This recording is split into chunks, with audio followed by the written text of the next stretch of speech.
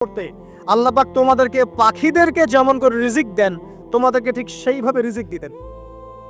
তোমরা কি লক্ষ্য করো না যে পাখিরা খালি পেটে বের হয়ে যায় বাসা থেকে সকালবেলা এবং সন্ধ্যাবেলা ভরা পেটে বাসায় ঢোকে?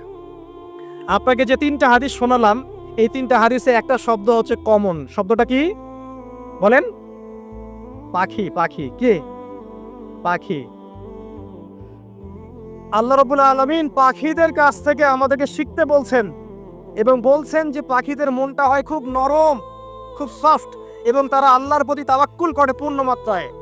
তারা সকালবেলা ভোরবেলা বের হয়ে যায় এবং সন্ধ্যাবেলা বাসায় ফেরে, খালি পেটে বের হয়, ভরা পেটে বাসায় ফেরে।